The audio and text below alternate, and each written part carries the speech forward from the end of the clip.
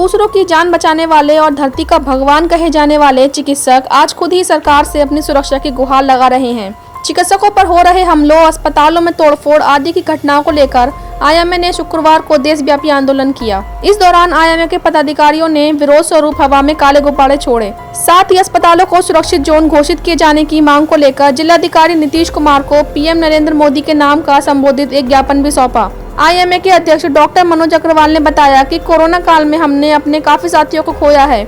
मरीजों की जान बचाने के लिए चिकित्सकों और स्वास्थ्य कर्मियों ने अपनी जान तक दांव पे लगा दी है। बावजूद इसके देश के विभिन्न हिस्सों में चिकित्सकों पर हमले रुकने का नाम ही नहीं ले रहे हैं, जो कि चिंता का विषय है।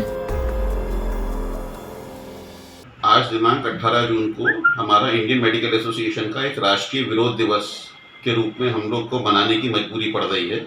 उसका कारण ये है कि वर्तमान में जो कोरोना की दूसरी लहर चल रही है, इसके अंदर 750 डॉक्टरों ने अपनी शहादत दी है, अपनी जान दी है मरीजों की सेवा में, उनको बचाने के लिए, कोरोना को कंट्रोल करने के लिए। उसके बावजूद जगह जगह डॉक्टरों पे, स्वास्थ्य कर्मियों पे हमले हो रहे हैं, मारपीट हो रही है, उनके खून बह रहे हैं, उनकी हड्डियां तक टूट रही हैं, तोड़फोड़ हो रही है, और जिसकी शर्मनाक और निंदनीय है। हाल आप हर कोई सोशल मीडिया में देख रहा है। आसाम में, बिहार में, उत्तर प्रदेश में, दिल्ली में, कई स्थानों पर इस तरह से सब तोड़फोड़ और मारपीट की घटनाएं आम आए दिन हो रही हैं, जिनकी बहुत ही ज़्यादा निंदा होनी चाहिए, जो बिल्कुल नहीं होनी चाहिए। अस्पतालों में डॉक्टरों के साथ बहुत बुरा सलूक हो रहा है जगह जगह। पूरे हिंदुस्तान से ये घटनाएं हम आए दिन में देखते चले आ रहे हैं। तो इस संबंध में एक राष्ट्रीय विरोध दिवस हम मना रहे हैं।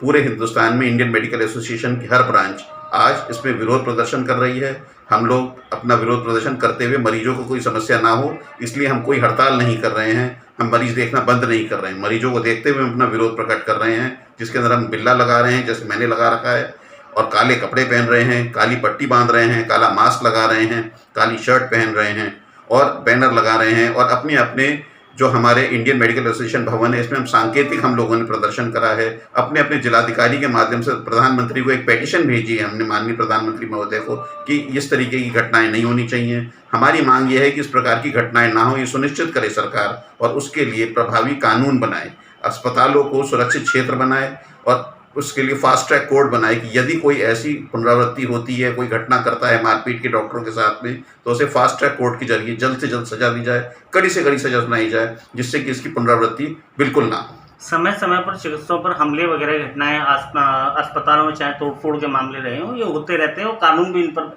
सरकार की ओर से बनाया गया है। तो ये लचर व्यवस्था आप कहाँ मानते हैं, कहाँ कमी है जो ये घटनाएं नहीं रुक पाती? देखिए, इसके लिए आपने बहुत अच्छा सवाल पूछा है। इसके लिए आवश्यक ये है कि केंद्रीय लेवल पे एक कानून बने, जो कि सशक्त कानून हो। साथ में जितने भी अस्पताल हैं, इनको एक प्रोटेक्टेड क्षेत्र घोषित करा जाए कि यहाँ पे कोई भी घटना करना सख्त गैरकानूनी है, और उस पर सजा का प्रावधान कड़ा हो, जिससे कि लोग बाग डरें कोई भी घटना करने से पहले। और तीसरी चीज़ ये है कि उसके अंदर फास्ट ट्रैक कोर्ट के जरिए जल्द से जल्द जो मुजरिम हैं उनको सजा हो। वहीं आईएमए के उपाध्यक्ष डॉक्टर राजीव गोयल ने बताया कि कोई भी चिकित्सक भगवान नहीं होता है, वह भी एक आम इंसान ही है। मेडिकल साइंस 100% सही नहीं होती, इसमें भी 4 से 5% कुछ भी होने की संभावना रहती है।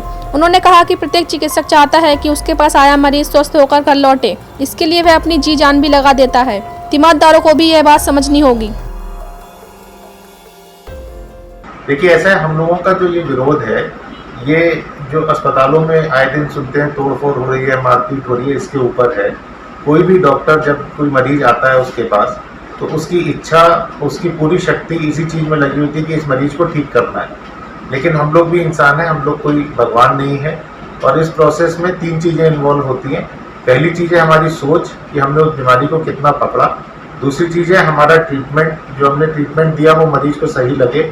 तीसरी चीज़ है इम्प्लीमेंटेशन, यानी कि जो हमारा स्टाफ है वो उसको कार्यान्वित किस तरीके से कर रहा है। लोगों को आमतौर पे जो दुख होता है, जो पीड़ा होती है, वो कार्यान्वयन को लेकर के होती है, क्योंकि उनको लगता है कि शायद केयर या जो है वो दवाई लगाने में कहीं चूक हुई होगी।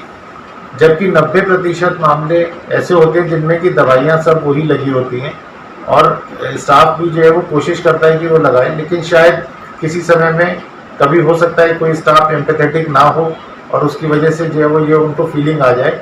लेकिन अपने मन में ये रखना चाहिए कि हम जब किसी डॉक्टर पे भरोसा करके आए हैं, तो उस समय जो भी उस मरीज के लिए सबसे बेहतर से बेहतर जो भी बेस्ट थॉट थे, वो उस डॉक्टर ने देने का प्रयास किया है।